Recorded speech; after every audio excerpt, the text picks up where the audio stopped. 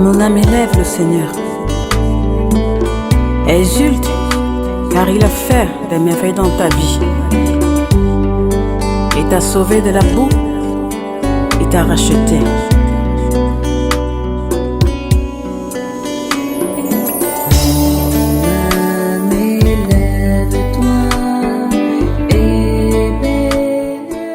Chers amis, bonjour, joie nouvelle de se retrouver sur les ondes de la 100.3. Il est 10h34 dans le studio de Christ Radio, 4 minutes de retard, je m'excuse.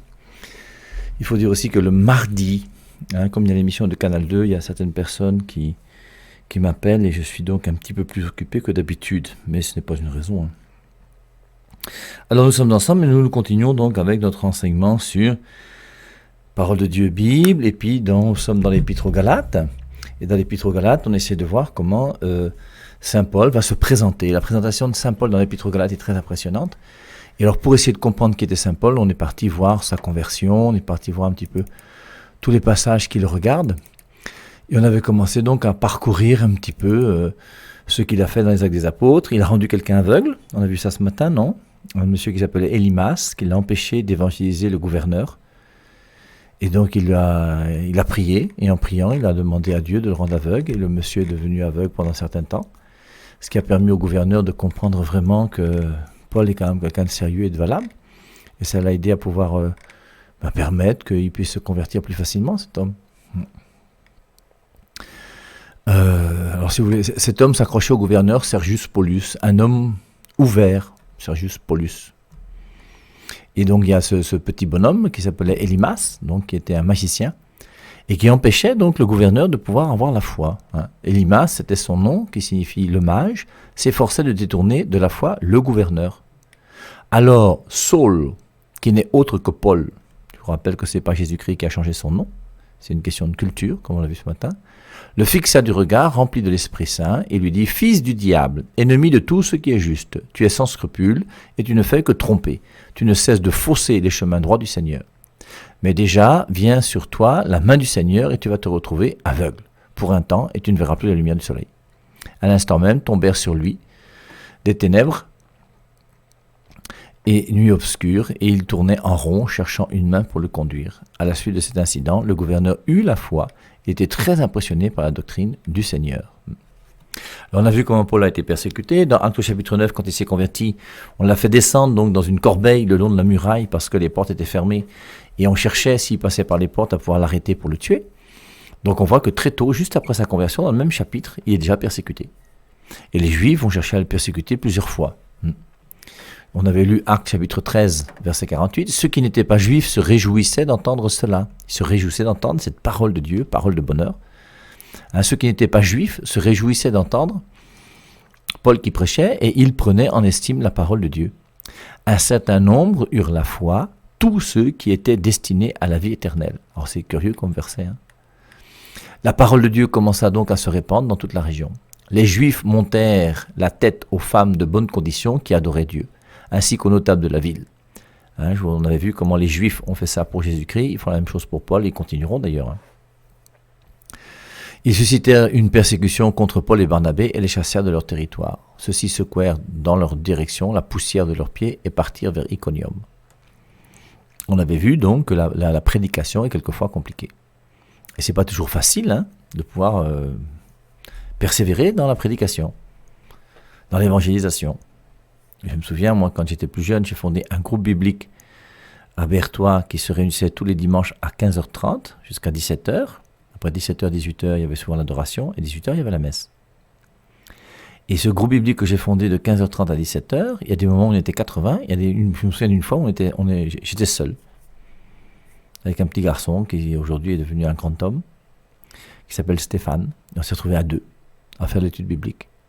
Et comme il était en face du banc, moi j'étais de l'autre côté, au bout d'un moment, je dis gars, on va se revoir la semaine prochaine. La semaine d'après, on s'est retrouvés un peu plus nombreux. Mais il y a des moments où, quelque part, tu peux te décourager. C'est clair. Il y a des moments où c'est pas facile, mais il faut persévérer. Et j'ai fait le groupe biblique quand j'étais à Berthois pendant une dizaine d'années. J'ai persévéré et ça a permis de former quelques jeunes. C'était bien. Dans Actes chapitre 14, verset 19, on voit comment Paul est lapidé. On cherche à le mettre à mort, on va le lapider, mais il ne va pas mourir. Ils restèrent tout un temps en cet endroit où il enseignait. Ensuite arrivèrent les Juifs d'Antioche de Pisidie, toujours les Juifs qui sont là, qui vont s'opposer à lui. Ils parlèrent avec beaucoup d'assurance, affirmant qu'il n'y avait rien de vrai dans toute cette prédication, que tout était invention. Ils surent amener la population à s'éloigner d'eux et finalement ils lapidèrent Paul. Ils le traînèrent hors de la ville, pensant qu'il était mort. Donc ils l'ont lapidé, ils l'ont pris, ils l'ont amené hors de la ville. Mais alors ses disciples vinrent l'entourer, il se releva pour rentrer dans la ville, et le lendemain il sortit avec Barnabé pour Derbé.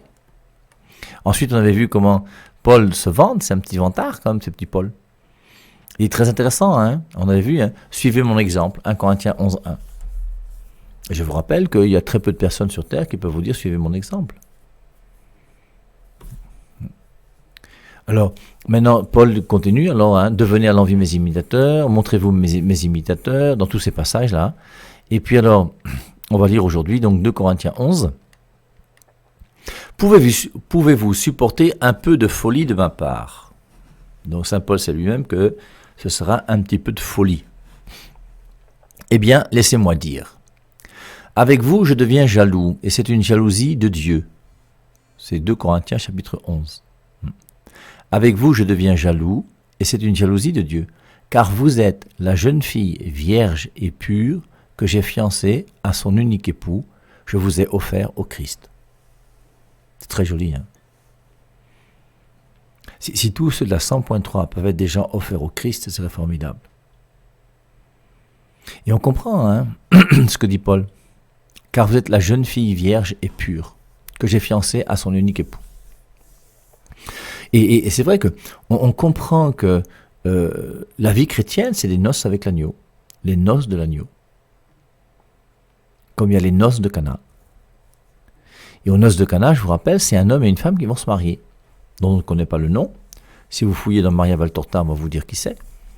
Mais dans l'évangile de Jean, chapitre 2, on ne connaît pas le nom de l'homme et de la femme qui vont se marier. Et ce mariage est en vue du véritable mariage. Et le véritable mariage, c'est le mariage entre Jésus et toi. Je le piffe mal, il me yamo. C'est pour ça que les gens m'appellent Madame Jésus, non? Il y a certaines personnes qui, quand ils posent leur question, disent Madame Jésus. Et ça ne me dérange pas qu'on m'appelle Madame Jésus. Et parce que tout chrétien doit s'appeler Madame Jésus. Je vous rappelle que dans l'évangile de Jean, le mot Jean n'existe pas pour désigner Jean qui a écrit l'évangile de Jean. Dans l'évangile de Jean, le mot Marie ne désigne jamais la Vierge Marie. Le mot Marie et le mot Jean sont des mots qui n'existent pas dans l'évangile de Jean pour désigner Marie et pour désigner Jean. Et la raison c'est laquelle? C'est que l'évangile de Jean est pour Jésus. Et il faut que ce soit Jésus qui ait la première place. Et pour que Jésus ait la première place, eh bien Marie est relative à Jésus, on l'appelle sa mère. Et Jean est relatif à Jésus, on l'appelle le disciple que Jésus aimait. Et c'est très joli, et c'est ça notre vie. Nous devons avoir une vie qui devient relative à celle de Jésus-Christ.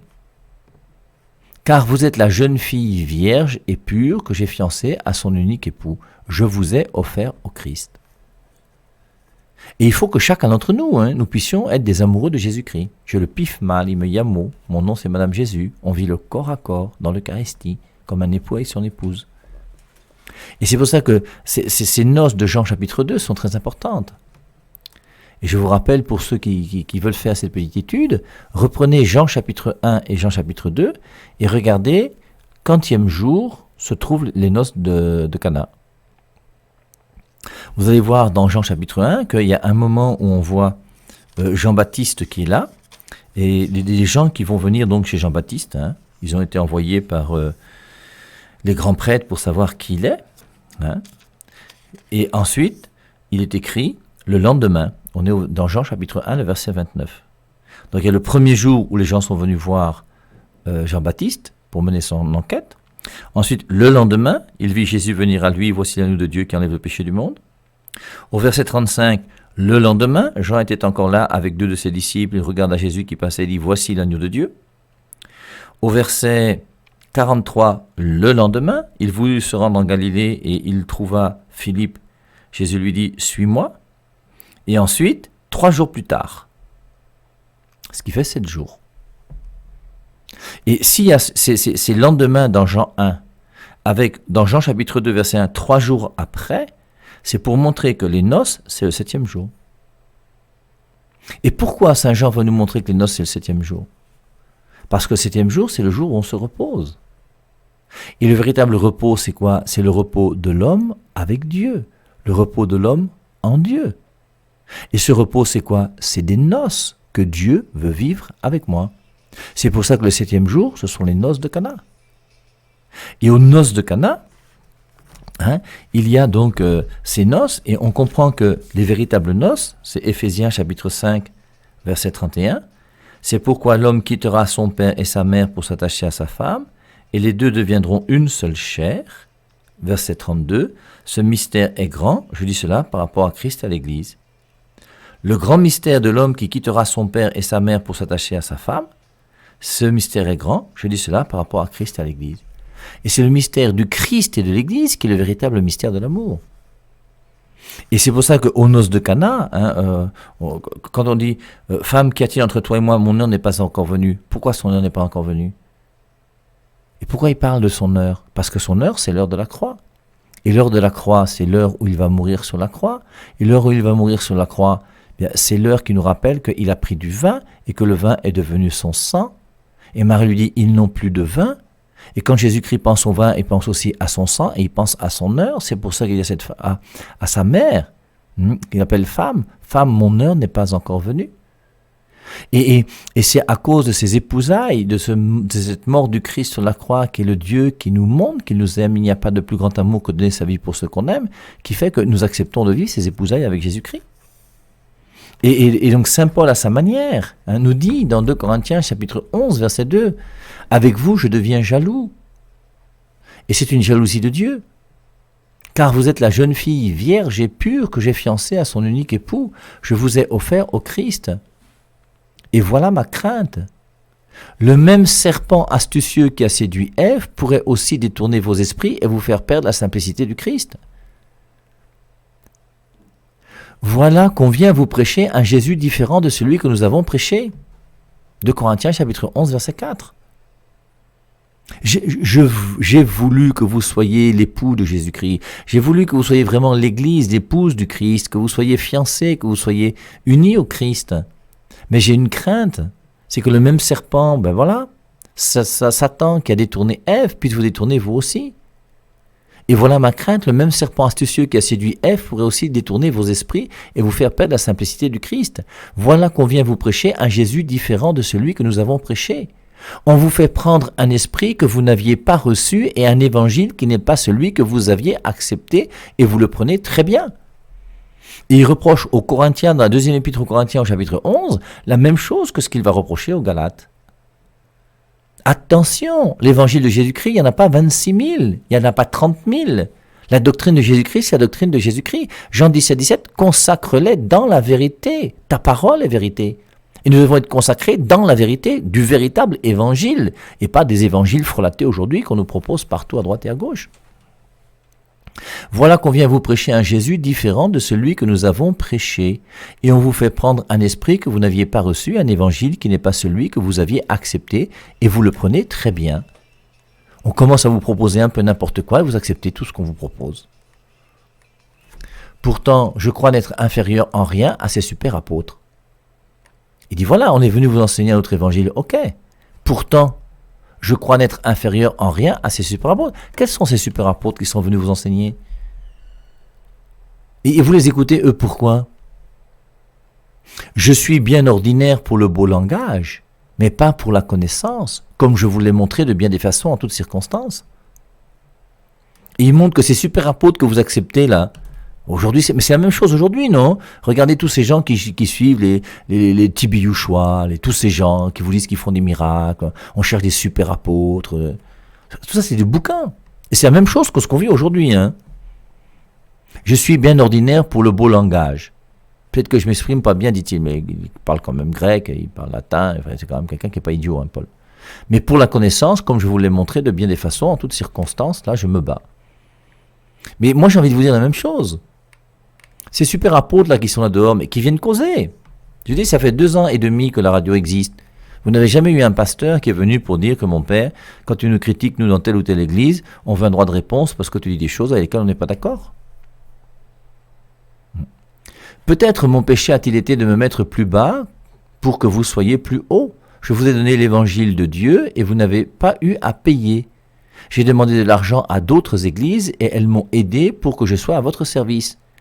Quand chez vous j'ai manqué de quelque chose, je n'ai fait pression sur personne.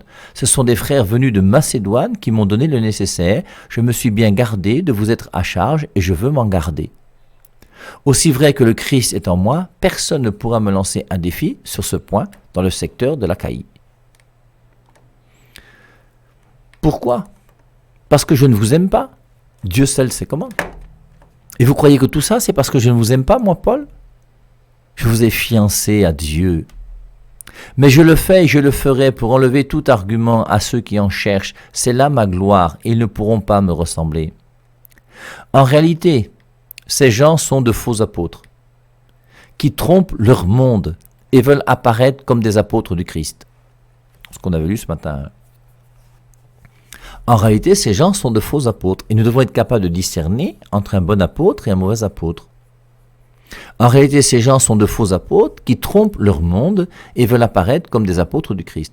Cela n'a rien d'étonnant. Si Satan se déguise en ange de lumière, il est normal que ses serviteurs se déguisent en serviteurs du bien. Mais leur fin sera celle que méritent leurs œuvres. Reprenons rapidement Matthieu chapitre 7. Alors ça, je crois que vous connaissez tous par cœur le verset 21, 22 et 23. Matthieu 7, 21 qui dit « Ce n'est pas celui qui dit Seigneur, Seigneur qui entrera dans le royaume du Christ, mais celui qui fait la volonté de mon Père. » Alors, à partir du verset 15, dans Matthieu chapitre 7, « Gardez-vous des faux prophètes, ils viennent à vous comme des brebis, mais au-dedans ce sont des loups ravisseurs. » Gardez-vous des faux prophètes. Ils viennent à vous comme des brebis, mais au-dedans ce sont des loups ravisseurs. Et soyons capables de discerner. En réalité, ces gens sont de faux apôtres qui trompent leur monde et veulent apparaître comme des apôtres du Christ. Cela n'a rien d'étonnant. Si Satan se déguise en ange de lumière, il est normal que ses serviteurs se déguisent en serviteurs du bien, mais leur fin sera celle que mérite leur œuvre. Alors on en avait parlé un petit peu. Quand vous, mesdames, vous voyez un pasteur qui commence à vous séparer de votre mari, vous pouvez être sûr d'une chose, c'est que c'est un faux pasteur. Quand vous voyez des enfants qui commencent à dire à leurs parents que vous êtes des diables, moi je ne peux plus marcher avec vous, parce que c'est clair, c'est un faux pasteur. Quand vous entendez un pasteur qui vous dit qu'il faut arrêter tes études pour te mettre à l'évangélisation, mais c'est un faux pasteur, quand les choses soient claires. Ton père et ta mère se sont battus. Vous avez des enfants qui vont à l'école pour la première fois cette année. Ils vont aller à l'école, ils commencent cette année, ils en auront maintenant pour 25 ans peut-être, à aller sur les bancs. Et un père va payer la scolarité à son enfant pendant 20 ans, 25 ans. Pourquoi ? Parce qu'on veut ton malheur ? Ton père veut ton malheur ? Et c'est ce Mboutougou pasteur qui te dit arrête tes études, qui lui est intelligent et qui veut ton bonheur ? Mais mon frère, assieds-toi, réfléchis, pense un peu. Même quand quelqu'un veut entrer dans la vie religieuse, en général, quand un étudiant a commencé à faire des études et qu'il veut entrer dans la vie religieuse, la plupart des pères de religieux vont lui demander d'abord de finir ses études. Finis d'abord ta licence, on n'est pas à 2 années près. La vie religieuse, c'est pour la vie entière. Maintenant, tu es à l'université, tu as déjà fait une première année ou une deuxième année, mais va jusqu'au bout pour avoir d'abord ton diplôme. Et si ta vocation est solide, tu continueras à persévérer dans ta vocation. Tu vas continuer, on va t'accompagner, on va voir. Mais on n'est pas à 2 années près pour que tu puisses entrer dans la communauté religieuse. Si bien qu'après, si par hasard, au bout de quelques années, tu ne veux plus rester chez nous, ou nous, on ne veut plus te garder chez nous, bien au moins tu auras ton diplôme pour te battre dans le monde demain. Et je crois que ça, c'est sage, et tout le monde peut le comprendre. Je répète, ne me prenez pas pour un fou, ou alors acceptez que je le sois et que je chante un peu mes louanges. Je ne vais pas parler à la façon du Christ, car je ne peux pas chanter mes louanges sans que ce soit de la folie. Il reconnaît que par rapport à l'humilité, c'est peut-être pas l'idéal. Mais il faut aussi qu'ils comprennent que les super apôtres, là, ils sont qui ? Et au bout d'un moment, vous mettez votre foi dans des gens qui ont fait 3 mois d'études et qui se deviennent pasteurs comme ça au hasard. On ne sait même pas d'où ils viennent. On ne sait même pas où est-ce qu'ils ont fondé leur église. Ils ont fondé ça au hasard, sous un manguier quelque part. Mais quand même, il faut quand même qu'on mette les au clair avec ces gens-là. Alors je ne vais pas parler à la façon du Christ, car je ne veux pas chanter mes louanges sans que ce soit de la folie. Et il sait que lui-même, lorsqu'il va faire ses louanges, c'est un peu de la folie. Mais puisque c'est ça que vous aimez, ben, soyons fous. Mais puisque tant de personnes font valoir leur mérite à la façon des hommes, moi aussi je vais le faire. Je me souviens de Camden Dionodore, qui a une émission de Canal 2, disait qu'il est déjà évêque, qu'il y a déjà des pasteurs qui sont sous sa coupe. Voilà. D'ailleurs, vous, si intelligents, vous supportez facilement les fous. Quand vous supportez les fous, ben laissez-moi aussi être un peu fou et on sera fous tous ensemble. Vous aimez être traités comme des esclaves et être dévorés et volés et dépouillés et qu'on vous crache à la figure. Mais regardez le nombre de gens aujourd'hui qui ont des gourous et qui vous traitent comme des esclaves. Nous avons tous vu des vidéos où on a vu un pasteur qui marche sur des gens qui sont à quatre pattes. Parce que l'Esprit Saint lui a dit, je crois qu'il ne devait pas mettre les pieds par terre. Alors les fidèles se sont sacrifiés pour se mettre à quatre pattes pour qu'ils puissent marcher en ayant les pieds sur leur dos et eux ils marchent à quatre pattes.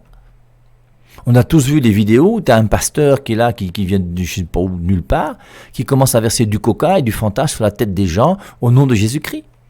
Et toi tu acceptes même de venir qu'on te verse du coca sur la tête avec du Fanta. J'ai vu une vidéo dans laquelle on voit un pasteur qui a demandé à ses brebis qui sont là, donc ses fans, son fidèle club, de voir sortir de l'église pour aller brouter de l'herbe dehors. Et tu vois ces fidèles qui sortent et qui commencent à brouter de l'herbe dehors. Vous aimez être traités comme des esclaves et être dévorés et volés et dépouillés. Et on te dit que Dieu m'a dit qu'il faut que tu me donnes ta voiture. Dieu m'a dit qu'il faut que tu me donnes, je ne sais pas quoi encore. Dieu m'a dit qu'il faut que tu me donnes, et toi aussi tu donnes, comme si c'était Dieu qui demandait. Mais ce n'est pas Dieu qui dit ça. On a vu ce matin, on a répondu à la question sur la dîme. Je vous dis que si une personne vient me donner 200 000 francs, le mois prochain, elle vient encore me donner 200 000 francs. Troisième mois, elle me donne 200 000 francs. Le troisième mois, je vais lui demander, ton argent, 200 000 francs là, et je peux te poser une question, parce que en général, même pour imposer les mains sur la tête de quelqu'un, je demande la permission, hein. Moi, Père Hervé Marie, en général, je n'impose pas les mains sur la tête de quelqu'un sans demander la permission de la personne à qui j'impose les mains. Parce qu'il faut respecter les gens. On n'a pas le droit d'imposer les mains à quelqu'un, imposer l'imposition des mains. Non, il faut demander si tu acceptes. Et par rapport à l'argent, et si la dame là me dit, ben non, j'ai décidé de donner tout mon argent à l'église pendant 10 mois. Donc mon salaire c'est 200 000 francs, je vous donne mes 200 000 francs. Mais je vais lui dire que madame, moi je ne peux pas accepter ça. Donnez-moi 10% si vous voulez, oui, je vais prendre 10%, 20 000, le reste là, vous vous débrouillez. Et tu dois garder l'argent qui est en dehors de la dîme, tu dois garder cet argent-là et gérer ta vie avec. Aucun homme de Dieu n'a le droit de prendre cet argent-là. Alors maintenant, si exceptionnellement, pour une fois ou pour une autre, tu veux faire un don particulier, il n'y a pas de souci. Mais la première des choses, c'est la charité bien ordonnée commence par soi. Vous aimez être traités comme des esclaves et être dévorés et volés et dépouillés et qu'on vous crache à la figure. Mais il y a des gens qui sont capables d'accepter les crachats d'un pasteur. Hein. Le pasteur va se moucher dans un mouchoir, il va jeter ça dans la foule et vous allez vous battre pour récupérer ce mouchoir bizarre. Vraiment, c'est incompréhensible. Nous avons été trop faibles et j'en suis presque honteux. Mais puisqu'ils sont si hardis, moi aussi je veux l'être. Bien sûr, ce sera de la folie. Tu vois, on a l'impression qu'il est quand même gêné de se vanter comme ça. Ils sont hébreux, moi aussi. Ils sont israélites, moi aussi. Ils sont descendants d'Abraham, moi aussi. Ils sont intendants du Christ, je vais dire des bêtises. Je le suis bien plus qu'eux. Le travail, j'en ai fait beaucoup plus. Les prisons, j'y ai été davantage. Les coups reçus, sans comparaison, et bien des fois, j'ai frôlé la mort. 5 fois, les Juifs m'ont fait donner les 39 coups de fouet. 3 fois, j'ai reçu la bastonnade. 1 fois, j'ai été lapidé. On a lu le passage ce matin dans Acte 9. 3 fois, j'ai fait naufrage et j'ai surnagé. 1 jour et 1 nuit entière. Dans l'eau. 1 jour et 1 nuit entière. J'ai accumulé les fatigues de voyage, avec rivières dangereuses et périls des bandits, avec les complots de mes compatriotes aussi bien que des païens, péril dans les cités, péril dans la solitude, péril sur mer, péril au milieu des faux frères. J'ai connu le travail et l'épuisement, les veilles fréquentes, la faim et la soif, les jeûnes répétés, le froid et le manque de vêtements. Et en plus de tout cela, ce qui m'obsède chaque jour, le souci pour toutes les églises, qui se laisse démonter sans que je le sois, qui vient à tomber sans qu'un feu me dévore. Et donc c'est très joli de voir la manière dont Paul se vante. Et puis après, donc c'est 2 Corinthiens chapitre 12. Alors on va peut-être pas le lire, vous pourrez lire vous à la maison si vous voulez. Il faut se vanter, je me vanterai de ma faiblesse. Le Dieu et Père du Seigneur Jésus le sait bien, lui qui est béni pour tous les siècles, je ne mens pas. À Damas, le ministre du roi Arétas avait fermé la ville de Damas pour me faire arrêter. Et c'est grâce à une corbeille au bout d'une corde qu'on m'a fait descendre de la muraille et que je lui ai échappé. Ah oui, c'est ça, Actes chapitre 9. Ensuite maintenant, dans 1 Corinthiens chapitre 12, alors il y a ce passage où il va dire, faut-il se vanter? Bien que cela ne convienne pas, j'en viendrai aux visions et révélations du Seigneur. Je connais un chrétien qui, il y a 14 ans, a été enlevé jusqu'au 3e ciel. Était-ce avec son corps? Je ne le sais pas. Était-ce sans son corps? Je ne le sais pas, Dieu seul le sait. Il semble que ce chrétien, c'est lui.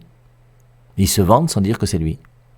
Et je sais que ce quelqu'un, avec son corps ou sans son corps, je ne sais pas, Dieu seul le sait, ce quelqu'un a été enlevé jusqu'au paradis et a entendu des paroles, pas de celles qu'on entend, que personne ne saurait répéter. Je pourrais être fier en pensant à ce quelqu'un, mais pour moi, je ne veux me vanter que de mes faiblesses. Si je voulais me vanter, je ne serais pas folie. Ce ne serait pas folie, car je dirais la vérité. Mais je m'abstiens de peur qu'on ne me mette plus haut que ce qu'on peut voir et entendre de moi. Et pour que je ne me croie pas supérieur, après de telles révélations, une épine a été plantée dans ma chair. Un messager de Satan dont les griffes me gardent de tout orgueil. 3 fois j'ai demandé au Seigneur de m'en débarrasser, mais il m'a dit « Ma grâce te suffit, c'est dans la faiblesse que la puissance donne toute sa mesure. » Aussi je me sens bien plus assuré dans mes faiblesses, car alors je suis couvert par la force du Christ. Et j'accepte volontiers faiblesse, humiliation, nécessité, persécution, angoisse, si c'est pour le Christ, parce que si je me sens faible, alors je suis fort.